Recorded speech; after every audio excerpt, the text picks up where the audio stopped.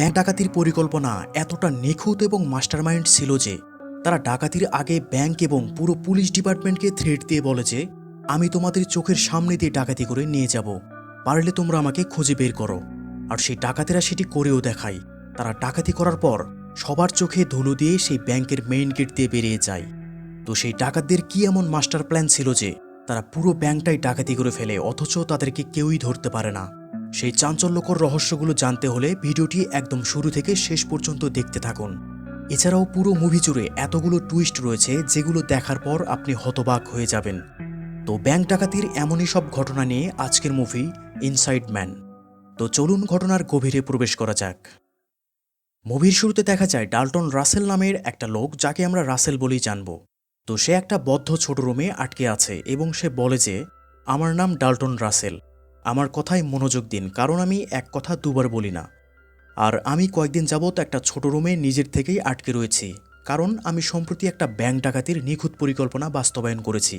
কেন করেছি সেটা যদি বলতেই হয় তাহলে আর্থিক প্রয়োজনটা বাদে উত্তরটা খুবই সহজ, কারণ আমি এই কাজে অনেক দক্ষ। যদি বলি কিভাবে, তাহলে সেখানে রয়েছে গল্পের মূল আকর্ষণ। এরপর দৃশ্য পরিবর্তন হয়। দেখা যায় আমেরিকার ম্যানহাটন ট্রাস্ট নামে একটা ব্যাংকে প্রতিদিনের মতোই ব্যাংকের কার্যক্রম স্বাভাবিকভাবেই চলছে। তো ব্যাংকের দিকে একটা গাড়ি আসতে থাকে, যেটা মূলত একটা পেইন্টিংয়ের গাড়ি ছিল। অর্থাৎ আজকেই ব্যাংকে পেইন্টিংয়ের কিছু কাজ ছিল।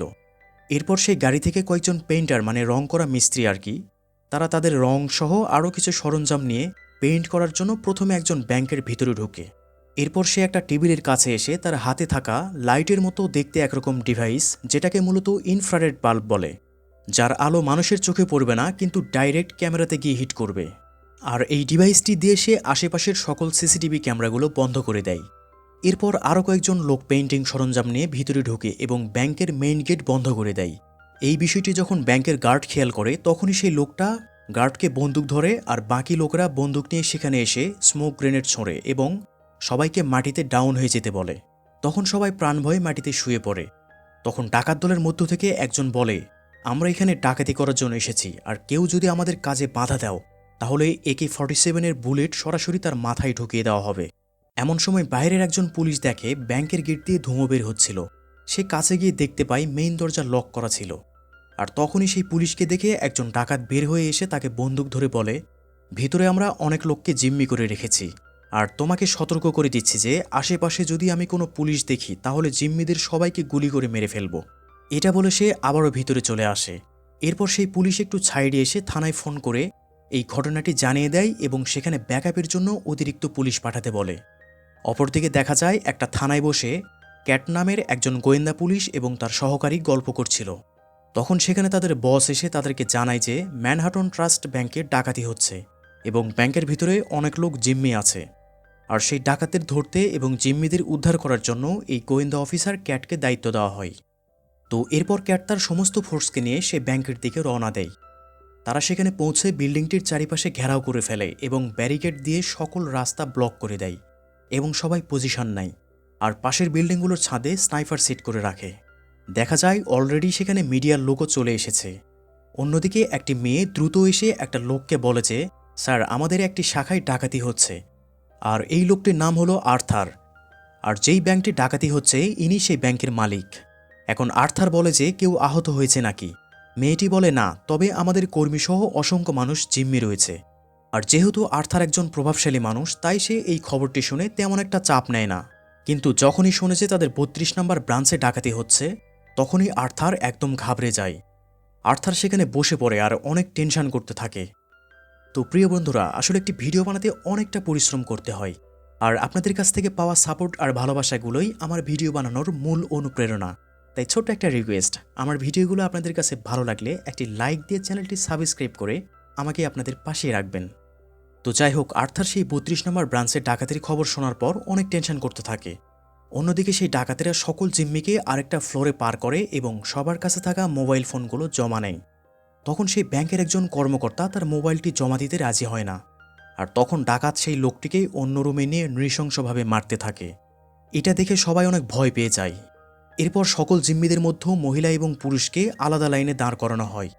আর ডাকাতেরা তাদের সাথে করে অনেকগুলো ড্রেস এনেছিল, আর সেই ড্রেসগুলো সবাইকে পরতে বলে। এরপর সকল জিম্মিরা ডাকাতদের কথা মতো তারা এই কালো রঙের ড্রেস এবং মাস্ক পরে নেয়। তাদের সবাইকে একই রকমের ড্রেস পরানোর কারণ হলো হঠাৎ করে সেখানে পুলিশ আক্রমণ করলেও যাতে পুলিশেরা সহজে চিনতে না পারে যে এদের মধ্যে কে ডাকাত আর কে সাধারণ জনগণ। তো সেখানের একজন বয়স্ক লোক শ্বাসকষ্টের সমস্যায় অনেক কষ্ট পাচ্ছিল। তখন ডাকাতেরা তাকে গান পয়েন্ট নিয়ে ব্যাংকের বাইরে বের করে দিয়ে আবারও মেইন গেট লক করে দেয়। এখন কথা হলো পুলিশেরা চাইলেই সরাসরি ডাকাতের উপর আক্রমণ করতে পারবে, কিন্তু এটা করলে ডাকাতদের হাতে জিম্মি হওয়া নিরপরাধ মানুষগুলো মারা যেতে পারে। তাই পুলিশেরা সরাসরি অ্যাকশন নেওয়া থেকে বিরত থাকে এবং তারা চেষ্টা করে যে সাধারণ জিম্মি হওয়া লোকদের কোনো ক্ষতি ছাড়াই যেন ব্যাপারটি অন্যভাবে হ্যান্ডেল করা যায়। কিন্তু তারা ব্যাংকের চারপাশে একদম কড়াভাবেই সবাই অ্যালার্ট হয়ে থাকে। আর পুলিশেরা এই বৃদ্ধটিকে এই ড্রেস পরা অবস্থায় দেখে প্রথমে ডাকাত মনে করে। এরপর সে মাস্ক খুলে বলে যে আমি ডাকাত নই, তারা আমাকে এই পোশাক পরিয়েছে। তখন পুলিশেরা তাকে নিরাপদ জায়গায় নিয়ে যায়। অপরদিকে ডাকাতেরা ব্যাংকের ভল্টগুলো খুলে দেখতে পায় সেখানে বিলিয়ন বিলিয়ন ডলার এবং অনেক স্বর্ণ রয়েছে। এরপর তারা সেখান থেকে ব্যাংকের স্টোর রুমে চলে আসে। অন্যদিকে ম্যাডেলি নামের একজন মহিলাকে দেখা যায়, যে পেশায় একজন প্রাইভেট ডিটেকটিভ, মানে টাকার বিনিময়ে সে মানুষজনের বিভিন্ন রকম সমস্যা সমাধান করে থাকে। দেখা যায় ম্যাডেলি তার এক ক্লায়েন্টের সাথে গল্প করছিল, আর তখন তার এক সহকারী তাকে জানায় যে আর্থার নামের একজন লোক ফোন করে তার সাথে কথা বলতে চাচ্ছে, মানে সেই ব্যাংকের মালিক আর্থার। আর ম্যাডেলি ফোন রিসিভ করলে আর্থার বলে যে আমার ছোট্ট একটা সমস্যা দেখা দিয়েছে, যেটার সমাধানের জন্য বিশেষ দক্ষ এবং বিচক্ষণ কাউকে প্রয়োজন, আর এটার জন্য আমি তোমাকেই পারফেক্ট মনে করছি। এরপর আর্থার ম্যাডেলির সাথে দেখা করে তাকে বিস্তারিত বলে। আর্থার তাকে জানায় যে ডাকাতেরা আমার যে ব্যাংকে ঢুকেছে সেখানের একটা সেফটি বক্সে আমার এমন কিছু রয়েছে যা অনেক অনেক মূল্যবান, আর আমি চাই তুমি ব্যাংকের ভিতরে গিয়ে ডাকাতদেরকে যেভাবে পারো ম্যানেজ করবে, যাতে তারা যত ইচ্ছে টাকা নিক কিন্তু সেই সেফটি বক্স যেন না খোলে। আর যদি তারা সেই সেফটি বক্স খুলেও ফেলে তাহলে সেটার ভিতরে যা থাকবে সেটা তুমি তাদের কাছ থেকে নিয়ে যেভাবে পারো আমাকে এনে দিবে, আর এই কাজের বিনিময়ে তুমি যা চাইবে তাই পাবে। ম্যাডেলি বলে আপনি চিন্তা করবেন না, আজ পর্যন্ত কোনো ক্লায়েন্ট আমার কাছে অসন্তুষ্ট হয়নি। অন্যদিকে দেখা যায় সেই ডাকাতেরা ব্যাংকের স্টোর রুমের র্যাকগুলো সরিয়ে সেই রুমে ফ্লোর কাটতে থাকে। আর বাইরে ক্যাট দেখেছে ডাকাতেরা যে গাড়ি নিয়ে এসেছিল সেটা একটা পেইন্টিংয়ের স্টিকার লাগানো ছিল, আর স্টিকারটি উঠানোর পর ক্যাট বুঝতে পারে তারা আসলে গাড়িটিও অন্য কোথাও থেকে চুরি করে নিয়ে এসেছে। এরপর দেখা যায় ডাকাতেরা আরেকজন জিম্মিকে সেখান থেকে বের করে দেয়, আর পুলিশ তাকে সেফ জোনে নিয়ে আসে। ক্যাট দেখে তার গলায় একটা বক্স ঝোলানো আছে যেখানে লেখা ছিল তারা ভিতরে মোট 50 জন লোকের জন্য খাবার চেয়েছে। আর এভাবে কোনো লোককে তারা বের করে দিলে ক্যাট সেই লোকদের জিজ্ঞাসাবাদ করে ডাকাতদের সম্পর্কে বিভিন্ন তথ্য জানার চেষ্টা করে। তো এরপর ডাকাতের কথা অনুযায়ী ক্যাট তাদের জন্য খাবারের ব্যবস্থা করে দেয়। এ সময় ক্যাট ডাকাতের লিডারকে বলে যে আমি ডিটেকটিভ ক্যাট, আর তুমি যদি আমার সাথে কথা বলতে চাও তাহলে আমি কল দিব, আশা করি তুমি ভেতরে যাওয়ার পর আমার কলটি রিসিভ করবে। আর দেখা যায় ডাকাতদের মধ্যেও একজন মেয়েও ছিল যে ওই স্টোররুমের ফ্লোরে গর্ত খুঁড়ছিল। এরপর প্রথমবারের মতো ডাকাত দলের লিডার তার মাস্ক খোলে। আপনাদের কি মনে আছে মুভির শুরুতেই যে ডাল্টন রাসেল নামের একটা লোক বলেছিল যে আমরা একটা ব্যাংক ডাকাতির নিখুঁত পরিকল্পনা করছি, আর এটাই সেই রাসেল, আর সে এই ডাকাত দলের লিডার। এরপর রাসেল একটা লকার খুলে দেখে যে সেখানে অনেকগুলো ছোট ছোট পোটলা রয়েছে যেগুলোর ভিতরে হয়তো ডায়মন্ড আছে, আর সে এই লকার থেকে একটা ফাইল বের করে নিয়ে অন্য রুমে চলে আসে। অন্যদিকে দেখা যায় সেই প্রাইভেট গোয়েন্দা ম্যাডেলি এই শহরের একজন মেয়রকে সাথে নিয়ে ক্যাটের সাথে দেখা করতে চলে আসে, কারণ ম্যাডেলি যেহেতু এই ব্যাংকের মালিক আর্থারের সাথে ডিল করেছিল যে সে ডাকাতদের হ্যান্ডেল করবে, কিন্তু ক্যাট ছিল সরকারি গোয়েন্দা, তাই ম্যাডেলি চাইলেও সরাসরি ডাকাতদের সাথে কথা বলার জন্য ব্যাংকের ভিতরে যেতে পারবে না। আর ম্যাডেলির সাথে এই মেয়রের অনেক ভালো সম্পর্ক ছিল, তাই মেয়র যাতে ক্যাটের সাথে কথা বলে ম্যাডেলিকে ডাকাতদের সাথে দেখা করার জন্য যেন ব্যবস্থা করে দেয়, সেজন্য ম্যাডেলি মেয়রকে প্রক্সি হিসেবে সাথে নিয়ে আসে। যাই হোক, প্রথমে মেয়রের কথায় ক্যাট রাজি হয় না। পরে মেয়র ক্যাটকে বলে যে তুমি যদি ম্যাডেলিকে ডাকাতের সাথে কথা বলার ব্যবস্থা করে দাও তাহলে খুব শীঘ্রই তোমার অনেক বড় প্রমোশন হবে। যাই হোক, এমন অফার পেয়ে সবশেষে ক্যাট রাজি হয়। এরপর ক্যাট সরাসরি ডাকাতদের লিডার রাসেলকে কল দেয়। তখন ম্যাডেলি রাসেলকে বলে আমার পরিচয়টা না হয় তোমার সাথে সরাসরি কথা বললেই জেনে যাবে, আর বলে যে যাই হোক শুধুমাত্র সেই জিম্মি হওয়া নিরপরাধ লোকদের কথা ভেবে আমি তোমার জন্য সুন্দর একটা ডিল ম্যানেজ করেছি, যেটাই তোমার স্বার্থ রক্ষা হবে এবং কারো কোনো ক্ষতিও হবে না, আর তুমি নিরাপদে থাকবে। রাসেল বলে কি সেটা? ম্যাডেলি বলে সেটা না হয় সরাসরি কথা বলেই জানা যাক। তখন রাসেল ম্যাডেলির সাথে কথা বলতে রাজি হয়। এরপর রাসেল ম্যাডেলিকে ভিতরে নিয়ে তার সমস্ত শরীর চেক করে নেয়। ম্যাডেলি রাসেলকে বলে আমি যে চুক্তিটা ঠিক করেছি সেটা হলো তুমি যদি এখন আত্মসমর্পণ করো তাহলে তুমি সর্বনিম্ন সাজা ভোগ করবে, রাসেল বলে, চুক্তিটা তাহলে শুধু এইটুকুই? ম্যাডেলি বলে, না, জেল থেকে বের হয়ে তুমি $2 মিলিয়ন পাবে। রাসেল বলে, এসব বাচ্চাদের কাহিনী বন্ধ করে আমার কী স্বার্থ রক্ষা করবে সেটা বলো। তখন ম্যাডেলি বলে, এইটুকুই বলার ছিল। তখন রাসেল বলে, তুমি যেটার জন্য এখানে এসেছো সেই কাহিনীটা আমি নিজের থেকেই বলে দিচ্ছি। সেটা হলো, দ্বিতীয় বিশ্বযুদ্ধ চলাকালীন সময়ে একজন আমেরিকান নাগরিক যে পেশায় ব্যাংকার ছিল, সে জার্মানদের সাথে হাত মিলিয়ে নিজ দেশের সাথে বেইমানি করেছিল আর অসংখ্য মানুষের সম্পদ অবৈধভাবে লুটপাট করেছিল। আর সে এই কুকর্ম করে অর্জিত সম্পদ দিয়ে পরবর্তীতে একটা ব্যাংক খুলেছে। আর তুমি তারই পক্ষ নিয়ে আমার সাথে চুক্তি করতে এসেছো, তাই তো? আসলে রাসেল এই কথাটা কেন বলল সেটা হয়তো আপনারা কিছুটা বুঝতে পেরেছেন, তবে একটু পরে আপনারা পুরোপুরি ক্লিয়ার হয়ে যাবেন যে আসলে এই কথার রহস্যটা কী। তখন ম্যাডেলি বলে, ব্যাপারটা বেশি ঘোলাটে না করে যত দ্রুত সমাধান করা যায় তোমার জন্য ততই ভালো। রাসেল বলে, তুমি তাহলে এখন কি করতে চাচ্ছ? ম্যাডেলি বলে, শুধুমাত্র আমি একটা সেফটি বক্স খুলব। তখন রাসেল যেই সেফটি বক্স থেকে একটা ফাইল বের করেছিল সেই ফাইলটি ম্যাডেলিকে দেখিয়ে বলে, এটার জন্য, তাই তো? রাসেল আরও বলে, তোমাকে যে এখানে পাঠিয়েছে তার উচিত ছিল এই ফাইলটি ধ্বংস করে ফেলা, কিন্তু যেহেতু সেটা করেনি তাই এটা এখন আমার, এবং এটি আমার ভবিষ্যতের নিরাপত্তা। কারণ পরবর্তীতে যদি আমাকে আদালতের সামনে দাঁড়াতে হয় তাহলে এই কাগজের বিনিময়ে তুমি আর তোমার বস আমাকে সাহায্য করবে। তখন ম্যাডেলি বলে, তুমি এই কাগজটা নিয়ে এখান থেকে বের হতে পারলে বিনিময়ে অনেক টাকা পাবে। রাসেল বলে, কথাটা মাথায় রাখলাম। তখন ম্যাডেলি বলে, আচ্ছা তুমি এখান থেকে পালাবে কিভাবে? তখন রাসেল বলে, সবার সামনে দিয়ে মেইন গেট দিয়ে বের হয়ে যাব। অবশেষে ম্যাডেলি বলে, এই ফাইলের ব্যাপারে তুমি কিভাবে জেনেছো? তখন রাসেল বলে, অপরাধ হলো দুর্গন্ধের মতো, যেটাকে ঢেকে রাখলেও কখনো সেটা থেকে গন্ধ দূর করা যায় না। যাই হোক, ম্যাডেলি এতক্ষণে বুঝে যায় যে রাসেল যেমন তেমন কোনো ডাকাত নয় এবং সে সবকিছু পরিকল্পনা করেই এখানে এসেছে। এরপর ম্যাডেলি কোনো উপায় না পেয়ে সেখান থেকে বের হয়ে আসলে ক্যাট তাকে জিজ্ঞেস করে যে তোমাদের কি কথা হলো। তখন ম্যাডেলি বলে, তাকে অফার করেছিলাম এখন যদি সে আত্মসমর্পণ করে তাহলে তার সাজা কম হবে, কিন্তু সে রাজি হয়নি। মানে ম্যাডেলি ক্যাটকে ভুলভাল বুঝিয়ে সেখান থেকে চলে আসে, কিন্তু ক্যাট ব্যাপারটি ঠিকই বুঝতে পারে যে এসবের মধ্যে কোনো না কোনো ঘাপলা রয়েছে। এরপর ক্যাট রাসেলকে ফোন করে বলে, তোমার জন্য প্লেন রেডি করা হয়েছে। মানে রাসেল আরও আগেই তার জন্য এয়ারপোর্টে একটা প্লেন রেডি করার শর্ত দিয়েছিল। ক্যাট আরও বলেছে, আগে একটা কাজ করতে হবে, সেটা হলো আমি আগে ভেতরে গিয়ে শিওর হতে চাই যে তুমি সকল জিম্মিকে সুরক্ষিত রেখেছ কিনা, আর তারপরেই তুমি তোমার প্লেন বুঝে পাবে। তো এরপর রাসেল ক্যাটকে ভিতরে নিয়ে এসে বিভিন্ন রুমে বন্দি করে রাখা সকল জিম্মিদের দেখায়। এক পর্যায়ে ক্যাট বলে, তোমার এত পরিকল্পনা থাকতেও তুমি এখান থেকে বের হচ্ছ না কেন? তখন রাসেল বলে, আমি কাপুরুষের মতো এখান থেকে পালাবো না, সময় হলে সবার চোখের সামনে দিয়ে হেঁটে বের হয়ে যাব। এভাবে কথা বলার এক পর্যায়ে ক্যাট হঠাৎ রাসেলকে আক্রমণ করে। আসলে ক্যাট চাইছিল সে যেভাবেই হোক একবার রাসেলের ফেসটা দেখবে, আর তখনই আরেকজন ডাকাত এসে ক্যাটকে গান পয়েন্টে নিয়ে বাইরে বের করে দেয়। অপরদিকে দেখা যায় তারা ব্যাংকের স্টোর রুমে অলরেডি একটা গর্ত খুঁড়ে ফেলেছে। আর ক্যাট সেখান থেকে ফিরে এসে যখন আরেকজন পুলিশের সাথে কথা বলছিল তখন হঠাৎ রাসেল ক্যাটকে ফোন করে বলে যে, তোমরা ব্যাংকের দোতলার দিকে টার্গেট করে যে সিসিটিভি ক্যামেরাটি লাগিয়েছ সেটার মনিটরে তোমরা একবার তাকিয়ে দেখো। আসলে পুলিশেরা গোপনে ব্যাংকের বাইরে আরেকটি ক্যামেরা লাগিয়ে ব্যাংকের 2 তলা গোপনে ফলো করে আসছিল, আর সেই ক্যামেরাটি রাসেল দেখতে পেয়ে রাগে ক্যাটকে কল দিয়ে লাইনে থাকা অবস্থায় সরাসরি একজন জিম্মিকে গুলি করে মেরে ফেলে। আর ক্যাটেরা সবাই এটা দেখে তো প্রচণ্ড হতাশ হয়ে পড়ে, আর সেই জিম্মি খুন হওয়ার জন্য সেখানে ক্যাটের বস চলে আসে। আসার পর সে তো অনেক রেগে যায় এবং তাদের উপর অ্যাকশনে নামার জন্য পুলিশকে নির্দেশ দেয়। এরপর পুলিশেরা ব্যাংকের ম্যাপ দেখে বিভিন্ন প্ল্যান করে যে তারা কোন দিক দিয়ে কিভাবে আক্রমণ করবে এবং কিভাবে জিম্মিদের সেফ রাখবে। কিন্তু তারা ঠিক করে যে সেখানে পরিস্থিতি অনুযায়ী গুলির পরিবর্তে তারা রাবার বুলেট ব্যবহার করবে। তো এরপর তারা প্ল্যান মতো পজিশন নিতে শুরু করে। আর ক্যাট তখন তাদের রুমে একটা বক্স হাতে নিয়ে নাড়াচাড়া করছিল, আর তখনই সে দেখতে পায় সেটার ভিতরে একটা ট্রান্সমিটার লাগানো ছিল। মানে রাসেল তাদের খাবারের একটা লিস্ট লিখে যে বক্সে করে একটা জিম্মির গলায় এটা লাগিয়ে দিয়েছিল সেটার ভিতরে একটা ট্রান্সমিটার সেট করে রেখেছিল, যাতে ক্যাটদের অফিসের সমস্ত কথা তারা শুনতে পায়। এটা দেখে ক্যাট সঙ্গে সঙ্গে তাদের পুরো টিমকে ফোন করে বলে, ডাকাতেরা আমাদের সমস্ত কথা এবং এই অপারেশনের প্ল্যান শুনে ফেলেছে, তাই ক্যাট এই অপারেশন বাতিল করতে বলে। কিন্তু ক্যাটের বস তাদের আক্রমণের জন্য নির্দেশ দিয়েছিল, তাই পুলিশেরা বলে যে আমরা আক্রমণ চালিয়ে যাব। আর এই সকল কথা ব্যাংকের ভিতর থেকে রাসেল শুনছিল। আর এবার তারা সব জায়গায় স্মোক গ্রেনেড ছড়ে ধোঁয়ার সৃষ্টি করে সকল জিম্মিদের এক জায়গায় জড়ো করে। এরপর তারা মেইন দরজার সামনে একটি বোমা ব্লাস্ট করায়। এরপর সকল জিম্মিদের মেইন গেট দিয়ে বের করে দেয়।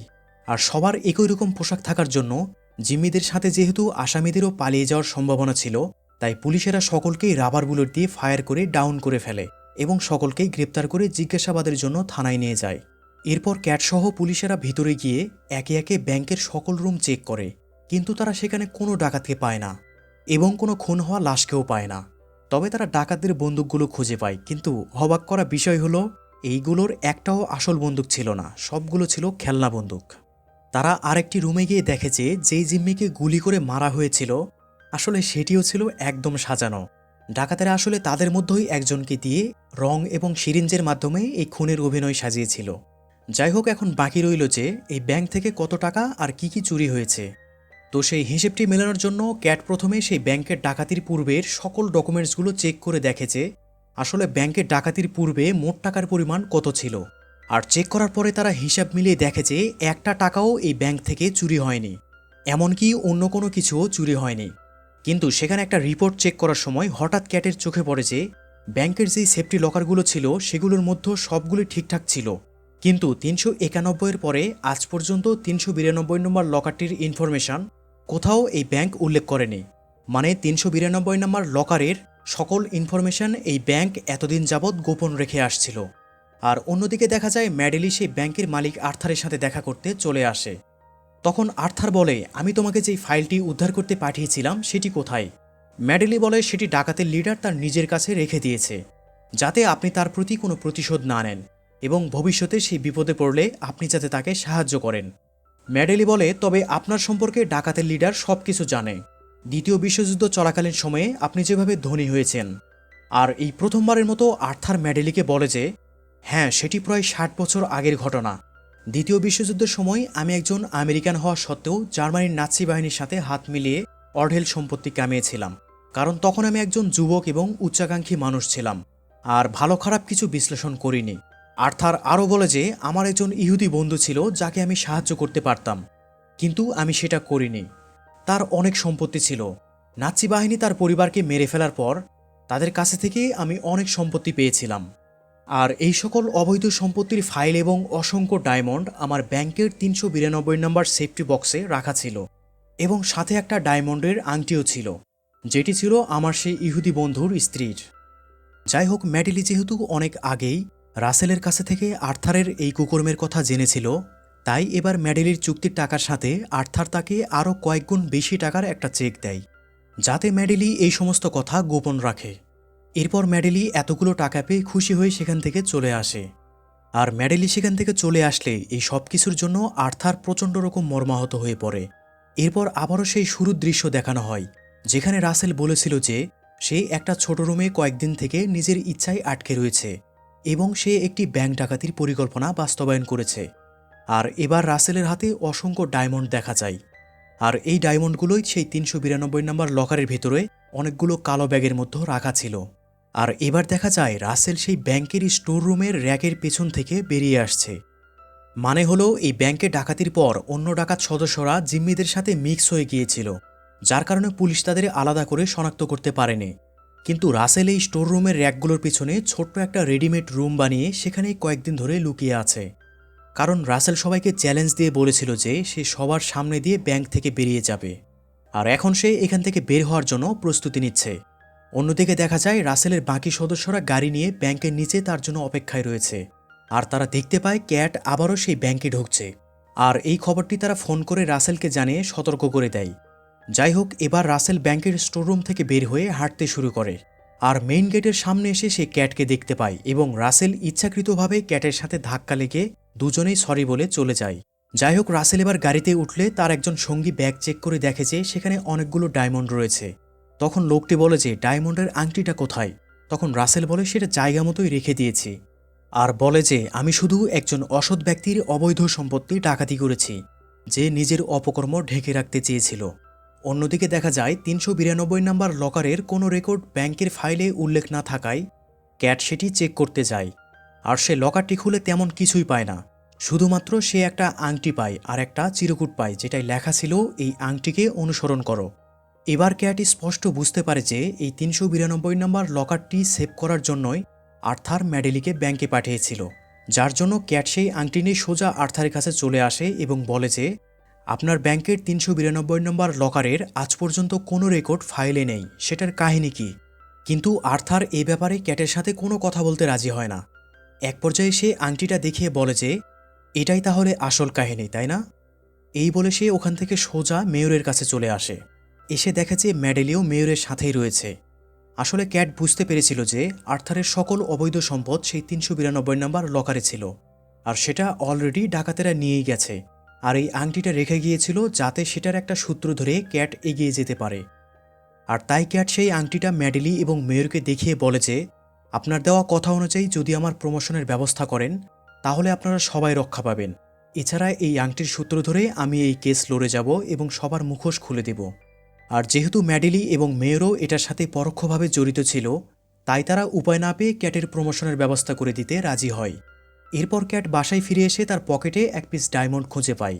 আর এবার ক্যাটের একটা কথা মনে পড়ে, সেটা হলো ক্যাট একবার ব্যাংকের ভিতরে জিম্মিদের দেখতে গিয়ে রাসেলকে প্রশ্ন করেছিল যে তোমার এত নিখুঁত পরিকল্পনা থাকতেও তুমি ডাকাতি করে ব্যাংক থেকে বের হচ্ছ না কেন? তখন রাসেল বলেছিল যে সময় হলে সবার সামনে মেইন গেট দিয়ে বেরিয়ে যাব। আর এবার ক্যাট বুঝতে পারে যে সে পরবর্তীতে ব্যাংকে ঢোকার সময় তার সাথে যেই লোকের ধাক্কা লেগেছিল সেই ছিল এই ডাকাতের লিডার, এবং সেই লিডার তখন ব্যাংক থেকে বের হয়ে গিয়েছিল এবং ধাক্কা লাগার সময় সে তার পকেটে এই ডায়মন্ডটি দিয়েছিল। এটা ভেবে ক্যাট অবাক হয়ে গিয়ে একটা মুচকি হাসি দেয়। আর এখানেই মুভিটি শেষ হয়ে যায়। তো আপনাদের মনে একটা প্রশ্ন আসতে পারে, অথবা আপনারা ব্যাপারটি ভুলে গেছেন, সেটি হলো এই ব্যাংকের মালিকের এই অবৈধ সম্পদের কথা এবং ওই ৩৯২ নম্বর লকারের কথা এই ব্যাংক ডাকাত রাসেল জানলো কিভাবে, তাই না? তো আপনারা খেয়াল করছেন কিনা জানি না, সেটা হলো রাসেলকে রিসিভ করার জন্য গাড়িতে একটা লোক বসেছিল যে রাসেলকে সেই আংটির কথা জিজ্ঞেস করেছিল। এবং সেই ডাকাতির সময় যখন যেই দুইজন জিম্মিকে তারা ছেড়ে দিয়েছিল তাদের মধ্যেও এই লোকটাও ছিল। আর এই লোকটাকেও কিন্তু ক্যাট জিজ্ঞাসাবাদ করেছিল। আর এই লোকও রাসেলদের সাথে ব্যাংক ডাকাতির জন্য ব্যাংকের ভিতরে ঢুকেছিল। আর এই লোকটি ছিল ইহুদি। আর ব্যাংক মালিক আর্থার কিন্তু বলেছিল যে তার একজন ইহুদি বন্ধু ছিল যার অনেক সম্পত্তি সে পেয়েছে। এখন হতে পারে আর্থারের সাথে সেই ইহুদি বন্ধুর কোনো দিক দিয়ে হয়তো এই লোকটি পরিচিত ছিল, যার জন্য এই লোকও আর্থারের ওইসব ঘটনার কথা জানত। যদিও মুভিতে বিস্তারিত বিষয়টি ক্লিয়ার করে জানায়নি, তবে মুভির কাহিনীর মধ্যেও বিভিন্ন হিন্টস দিয়ে এটিই বোঝানো হয়েছে। তো ভিডিওটি কেমন লাগলো তা কমেন্ট করে জানিয়ে দিবেন। ভিডিওটি ভালো লাগলে আশা করছি একটি লাইক দিয়ে চ্যানেলটি সাবস্ক্রাইব করে আমার পাশেই থাকবেন।